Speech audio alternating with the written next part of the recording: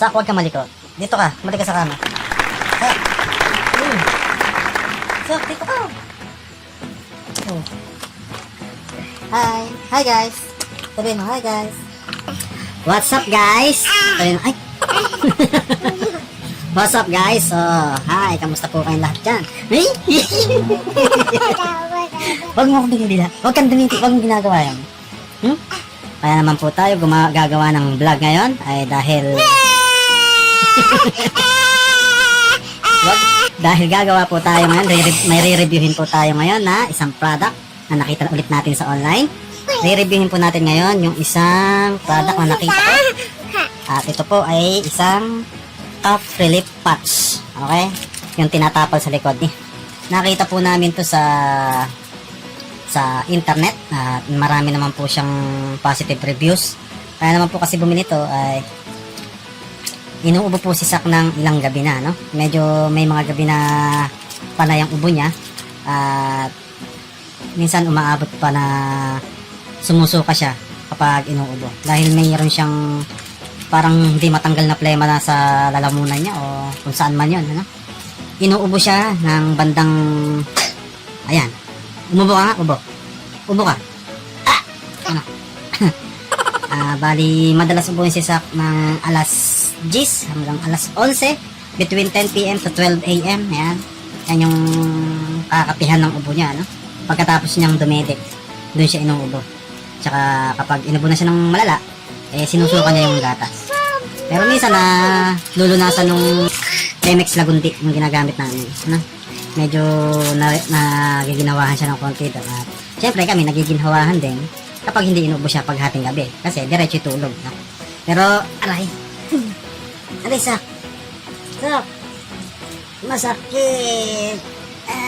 Ang bigat mo. Ito po ay isang patch na dinidikit sa likod ng bata. Kung sa-search nyo sa internet, yung mga cough, sabihin mo, Sak, cough relief patch. Cough relief patch. Tama siya. Ang gagawin po natin dito ay ilalagay natin sa kanya bago siya matulog. Ayan, ito. Bulaga. Pasintabi po, ano? Hindi po ako nagbebenta nito. Ako po ay umorder lang. Ito po ay isang parang sticker o parang salompas na nilalagay, dinidikit sa balat. At bago niyo po gamitin to, basahin niyo muna yung mga instructions sa likod. Sabi, mag-try daw muna kayo ng maliit na part ng patch nito. Tapos dikit nyo ng 10 to 15 minutes sa balat. Tapos tingnan nyo kung magkakaroon siya ng reaction in 10 to 15 minutes sa balat nyo kung magkakaroon ng irritation. Kung magkakaroon ng irritation, huwag nyo nang gamitin. Pero kung wala naman, ayun, pwede yung gamitin to. Ano dyan, sa mga balak kong bumili ito, tingnan po natin kung effective muna, ano. So, hi guys! Ayun,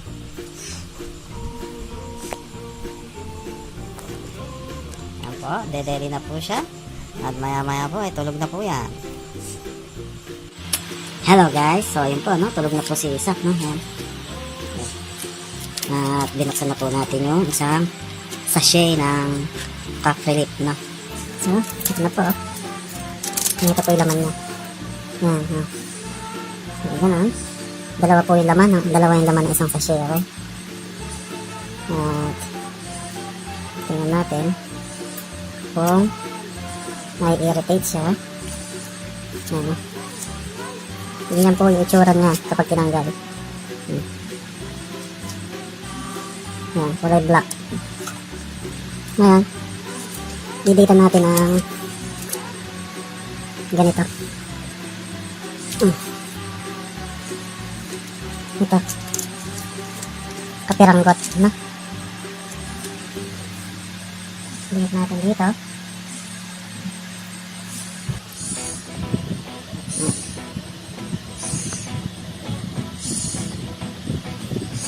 Parang ganyan, may sipon pa siya.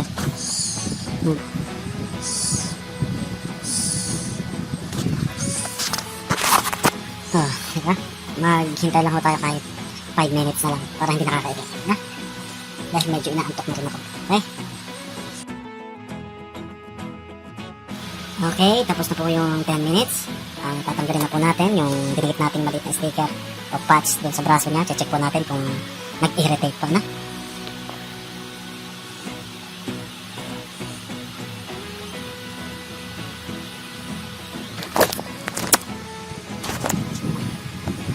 Wala naman pong pantal.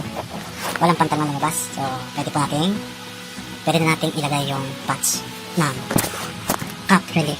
Okay? Let's do this. Tanggalin natin.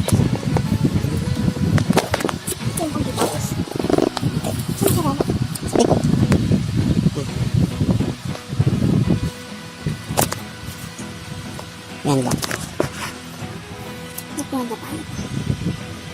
Hindi ko napawisan. Lilinisin na daw yung ano niya. Magsasama.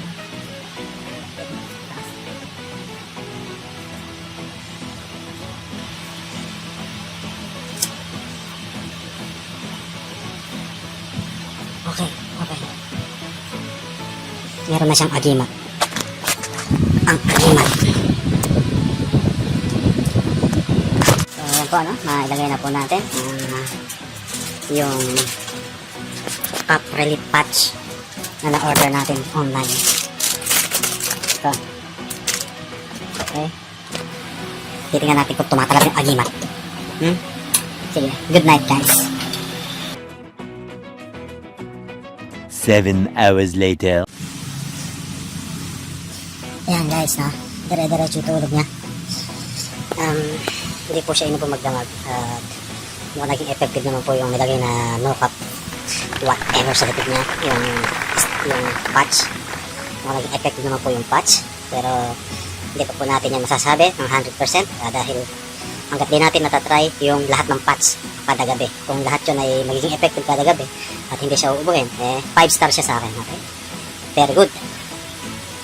So guys, update po natin, bali si Sakto ngayon as of 7:24, nakadikit pa rin po sa kanya yung patch.